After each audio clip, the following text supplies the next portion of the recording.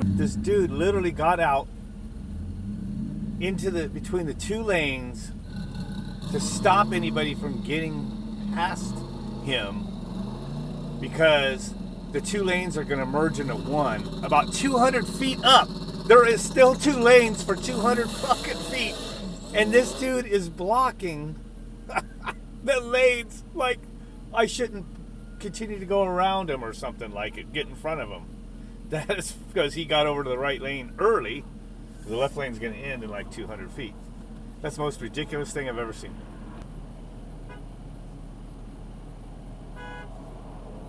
I can't go, lady. There's a truck blocking me.